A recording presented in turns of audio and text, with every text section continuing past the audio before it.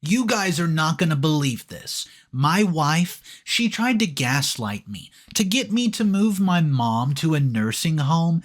Here's why. Because she wanted her house. That's right, my girl tried to convince me to put my mom in an old age home so we could take her house. I mean, are you kidding me? Here's what I'm gonna do about it. Hey guys, my name's Hugh. I'm 32 years old and I'm living with my wife Regina in Boston. And her entire life, purpose, lately, has been to make my life as ridiculous and difficult as possible. Since we got married 7 years ago, she's been pestering me to move into a house that's bigger than the one that we have right now. It's really frustrating and uncomfortable for me every time she brought that up. But I was tolerating it. But after what she said today, that's when I truly realized how conniving, manipulative, and ruthlessly selfish that she really is. Let me just give you guys a little brief history of what our relationship's been like. Regina has grown up on a farm in Missouri. Her entire life has been all about livestock, poultry, etc. She's always told me how she felt like an outsider there. I met her when she came to Boston for college. We started dating shortly after, and since she was from the farm, she had this very loud admiration for the city, which always rubbed off on me really beautifully because, that made me appreciate Boston more.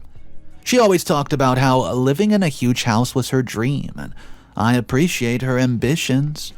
After almost 2 years of dating, we got married, and since we had just started working at the time, we were earning enough to rent a decent-sized apartment, and Regina seemed to be okay with it. It has glass windows, wooden paneling, and a built-in stove, and is in a pretty good neighborhood in Boston. Most freshmen can't even afford basic housing in Boston. The first 2 years of our marriage were very peaceful, and we both always used to be on the same page about things. But as the months went by, I don't know what happened. Her frustrations with the fact that our house was not big enough increased. She was always comparing our house with every person we encountered, and at first I found it a bit odd, but I didn't make much out of it. But then it started getting worse as the years passed. We started having a lot of arguments over it, and I keep trying to make her understand that we're very young, and the people who have such big houses are only able to afford them in their late 20s or so. I honestly don't understand why it was such a big deal to her. Was my being her husband not enough to keep her happy and satisfied? I started having a lot of doubts, and at one point I also felt that having a big house was more important to her than me. We also shifted a lot because she always found some other fault with every place that we were living in. And that was so taxing and frustrating to me because I had to make a lot of adjustments all the time when it came to work, and adjusting into so many new neighborhoods so rapidly. This is all the reason why we never had kids, because we could not have kept moving so rapidly with a kid. This has been going on for years, then all of a sudden, one day, she started asking me about my parents in a lot of detail. What they had done in their 20s and 30s, how they had built their own house. It didn't feel that out of the blue to me because she used to ask that about almost everyone. She was always curious about how people afforded their home. So after years of longing and desperately waiting for a big house, Regina came up to me this morning claiming to have found a solution. She had done this many times before, which is why at this point it had stopped fazing me. I reluctantly listened to her. She said that we had waited long enough and that it was now time to finally get our dream house, and she said that we could do that without spending a penny. Exactly, she said we could have a big house and spend nothing on it. I was too bored to even ask what she meant. And then, after that thing that she said, I'm going to try to be as civil and less dramatic about it as possible.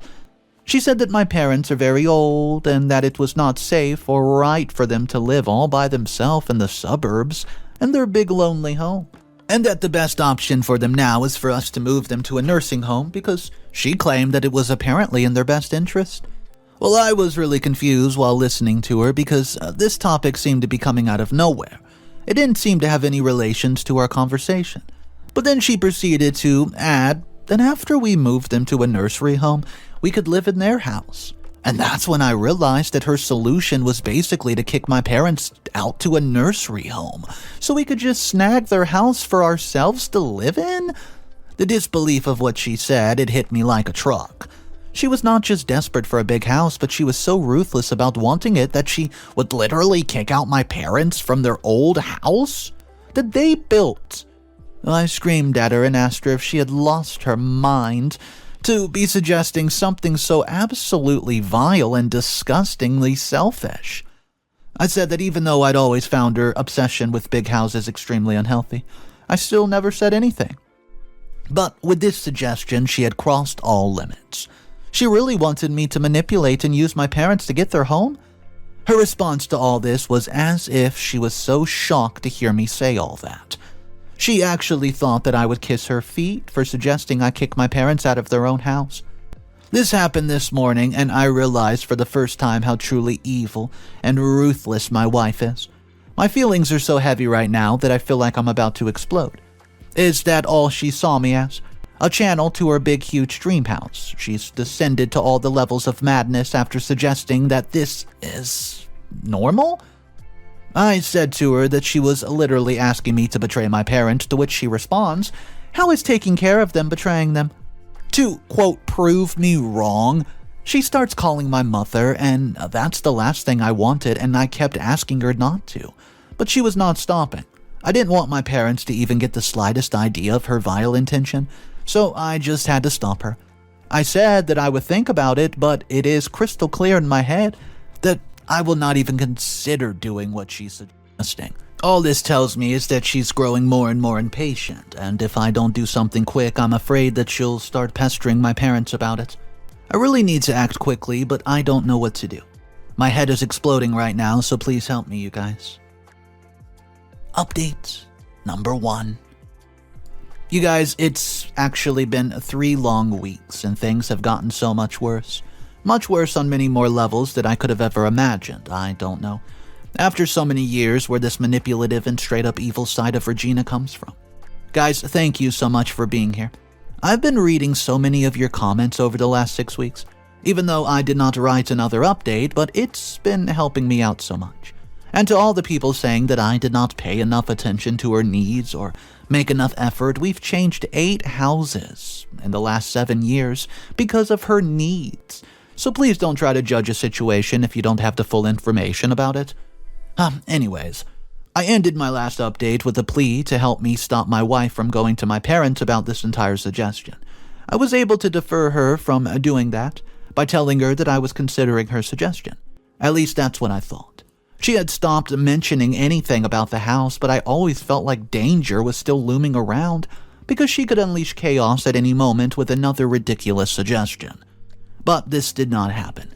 Things have pretty much gone back to normal until 2 weeks ago, when I get a call from my mother. She called me, sounding all weird and anxious, and this happens sometimes whenever she gets worried about my dad's health. See, he has diabetes, and usually on such calls, she just needs some cheering up. So I was just talking to her, trying to make her laugh, and that's when she asked me how things were at home. And, I said they're fine. She started asking me if I was happy, which felt very out of the blue and random. Why would she randomly call me and ask if I was happy? And that's when she mentioned that I thought that they should move to a nursing home. For a second, I was blank, but then a huge wave of anger hit me because I realized exactly what she must have suggested. Why? I asked her if she had talked to Regina. My mom stayed silent for a few seconds, and I pestered her for an answer. She gave in and told me yes, Regina had been visiting her a lot lately, almost twice every week. And that she had been telling her I was really unhappy in our current house, and how I had expected my parents to give me the house after I got married. But because they did not, I was really dissatisfied in our tiny home. As my mother tells me this, my anger was through the roof. That demented witch stooped down to such a low level to guilt my own mom out of her own house. My heart was breaking as I listened to her because she must have been feeling this bad for weeks. She did not do anything to deserve this. She had been a saint to me my entire life, and only to be told her son is unhappy because of her. I realized in the moment that bringing Regina home was the biggest mistake of my life. I told my mom that this was all bullcrap that Regina was spewing because she's greedy. I told her that I would not even think of moving them into a nursing home in my worst imagination, and that they did not owe us anything because they built their house through their own hard work, and I did not expect them to give it to me. See, my mom, she broke down crying because she had been feeling so guilty and bad that she was actually considering moving to a nursing home for my sake. This all hurt me so much. I cried my eyes out on the call. She had been carrying so much pain. All because of Regina. And I had no idea. She did not even tell me she was talking to my mom because I guess that was her plan, to secretly guilt and manipulate my mother. I told my mom everything that I've been going through, and her pain instantly turned to anger. She was literally trying to break up my family for a stupid home? There has to be a limit to this crap. I mean, like she's not stopping at anything. I was mad that I told my mom to not worry about it, and that I would never move them to a nursing home even if they asked me to. I went to Regina and screamed at her as loud as I possibly could, and said to her that if she did not stop with all this house crap, it could be costing her a husband. I mean, and what was she even thinking, going to my mother about all this and guilting her into it? Like, how dare she guilt her so bad behind my back? And did she think I would never find out? She was visibly pretty scared, and she was not expecting me to react so loudly and abrupt. Well, you know what? She starts to cry and told me that my mother was a liar, and that she had not said or done anything. My frustration and anger were just exploding. I could not even bear to listen to her straight-up lies, her self-loathing and her sob stories anymore, so guys, I just left the room. I've shut her off for good now, and I'm done listening to her. Ugh. If she wants a big house, she can leave my house and go look for it herself, since this happened. She's just been in such a self-pity phase. I'm ignoring her. What do I say to her? That she stops with all this permanently, guys? I could use your suggestions. Update number 2. Hey guys, so it's been a month, I think. If you thought things would be better by now, well, you're just simply wrong. I was just so frustrated when I wrote the last update, I was not even thinking straight, which is why my brain just shut off and I was just done. I did not even think about the consequence of my blowout on Regina would be, and honestly, I did not care at that moment. For about a few weeks, she was just trying to guilt me by pretending to be so sad that she could not even leave her room.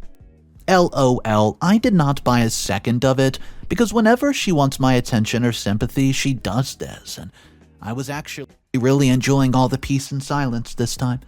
But of course, that had to come to an end.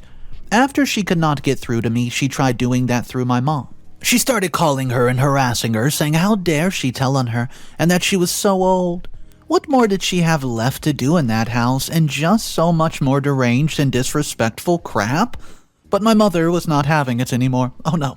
She confronted her back, saying even more uglier things about her than you can imagine. I tried so much to stop Regina from doing all this, but she did not listen. And our house had turned into a battlefield because we were constantly screaming and yelling at each other. It was crazy. There was not a second apiece, and at some point I told my parents to please block her number. So after this, she started going to their house behind my back to harass them. How much time and negative mental energy did this woman have? I could feel our marriage had completely run its course because I despised everything that she did, and I hated being in her presence. So after she did all of this for weeks, I told her that if she did not stop with this, I would divorce her. And her entire dream of a big house would completely go down the drain. So she stopped going to their house, but still did not completely back down. She started sending me portfolios of interior designers, references on how we could remodel my mom's kitchen, and so much stuff related to house planning. Even though I never told her that we were moving, she was trying to pester and coerce me into it again, but with a much different tactic. But I've realized I need to come up with a plan to completely put an end to this. That way, it'll render her completely helpless. Or else I'm sure she has the ability to continue this forever.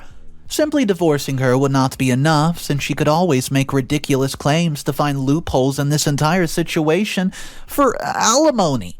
I do have something in mind, but it's not concrete enough for me to talk about it just yet. I'll let you guys know if anything comes through once I make sure that whatever plans I have do not backfire on me. Meanwhile, if you have any suggestions, guys, they are more than welcome. Update number 3. Hey guys, well, I'm back. I just want to tell you an update. So, it's been way too long, 3 months. I thought of writing this update so many times, but I always kept forgetting for some reason. I mean to tell you of my plans and take your suggestions, but in the last 3 months I ended up planning so much to completely eradicate Regina from my life, in such a way that she's painted badly in the divorce. So let me start from where I left off. Since all the chaos started getting out of hand, I contacted my accountant and went through all of my assets and finances, trying to understand if I could afford to buy a home. And before you assume it was for Regina, oh no, it was not. He said that with a 4-year home loan, I could easily buy a very good luxurious house in Boston. I sort of had an idea for a year that maybe we were ready to buy a house. But I think somewhere, I was scared that Regina wanted a house so badly that if she got one, she would completely just sideline me. I don't know if this makes sense, but I was really scared for multiple reasons. What if we decide to have a kid and don't have enough money to raise him or her? So, because of this array of emotional and financial reasons, I think I subconsciously convinced myself that we could not afford it. But now, that I was sure of divorcing her, I had nothing to be scared of. I visited many houses, and in the next 3 to 4 weeks I had finalized one. It was even bigger than the one my parents had, and I made the down payment and told Regina that we're finally moving to my parents' home. Yes, not the new house I bought, but my parents' home.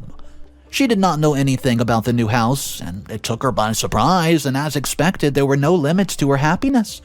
The next few weeks were spent packing our stuff and preparing. After, almost a month we moved there. I had not told my parents about this, and before you think I'm demented, please read further. So, we showed up at my parents' house while all of our stuff was waiting outside. We went in. Regina was visibly confused. I told my mother I had a surprise for her. I pulled out a key and a document, and the documents were house ownership documents for an even bigger and newer house that I just bought under my parents' name. Yes, I had bought that house for my parents. It was very close to this one, so they did not have to change their entire living condition. See, my mom and dad, they started to cry out of gratitude and happiness, and I can't even tell you how precious that moment was for me. To have bought a house for my parents, so I could finally tell them how grateful I really was for everything that they've done for me? Well, coming back to Regina, I knew exactly what her reaction would be like. A frown on her face, cunning eyes, and jealousy. Even though she finally got what she wanted, my parents, house, she was enraged. This is exactly the lesson I wanted to teach her. She thought her life would be the perfect one if she got to live in a big house, but the problem with that is that there will always be a bigger one. There will always be a house better, larger, and more accommodating and luxurious than the one that we will ever live in.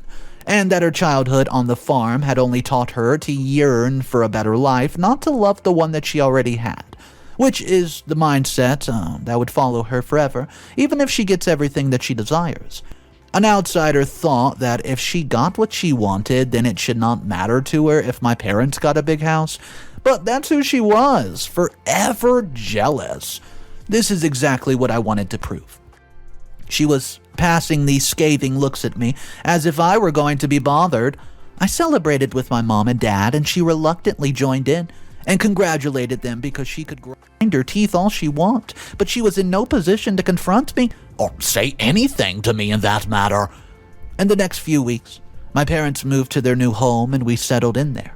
Regina had gone extremely quiet and barely spoke a word for weeks, and LOL, I was enjoying it so much. The entire situation was comical. It's been about a month, and I think, since we moved here, and with each passing day, her jealousy, sense of dissatisfaction only increases. I mean, can you imagine? That's the kind of person she is. She get what she wants by pestering me about it for years. I was still unhappy, all because my parents got something better?